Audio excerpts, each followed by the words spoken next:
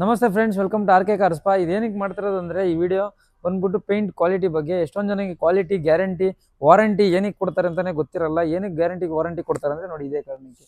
ಇದರಲ್ಲಿ ನೋಡಿ, already painting ಆಗಿದೆ ಈ ಪಾರ್ಟು. ಇದು ಪೇಂಟಿಂಗ್ ಮಾಡಿದಾಗ ಅವ್ರು ಯಾವ ಥರ ಕ್ಲಿಯರ್ ಕೋಟ್ ಯೂಸ್ ಮಾಡ್ತಾರೆ ಯಾರಿಗೂ ಗೊತ್ತಿರಲ್ಲ.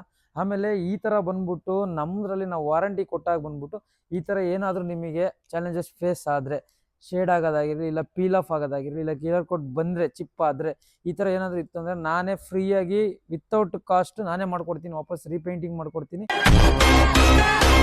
ಬಟ್ ನೋಡಿ, ಈ ಕಂಡೀಷನಲ್ಲಿ ನೋಡಿ, ಇದು ಕಸ್ಟಮರಿಗೆ ಗೊತ್ತಿರಲ್ಲ.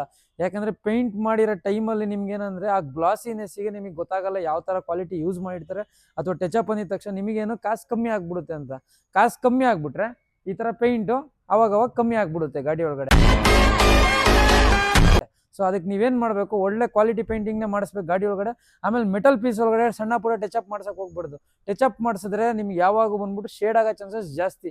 ಯಾಕಂದರೆ ಅವ್ರ ಕ್ವಾಲಿಟಿ ಯಾವ ಥರ ಯೂಸ್ ಮಾಡಿರ್ತಾರೆ, ನಿಮ್ಮ ಹತ್ರ ಬಂದು ಮ್ಯಾನುಫ್ಯಾಕ್ಚರಿಂಗ್ ಕ್ವಾಲಿಟಿ ಇರುತ್ತೆ. ನೀವು ಎಲ್ಲೋ ಒಂದು ಕಡೆ ಕೊಡ್ತೀರಾ ನಂಬಿಕೆ ಇಕ್ಕಿ, ಯಾವ ಥರ ಚೆನ್ನಾಗಿ ಕ್ಲಿಯರ್ ಕೋಟ್ ಎಲ್ಲ ಯೂಸ್ ಮಾಡ್ತೀರಾ ಅಂತ. ಅವ್ರು ನೋಡಿದ್ರೆ ಈ ಥರ ಮಾಡ್ಬಿಟ್ಟು ನಿಮ್ಗೆ ಗಾಡಿ ಈ ಥರ ಹ್ಯಾಂಡ್ ಓವರ್ ಮಾಡ್ಬಿಡ್ತಾರೆ.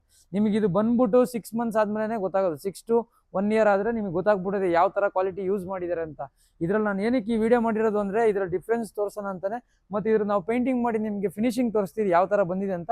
ನೋಡ್ತಾ ಇರಿ. ನೆಕ್ಸ್ಟ್ ವಿಡಿಯೋದಲ್ಲಿ ಸಿಗೋಣ. Thank you.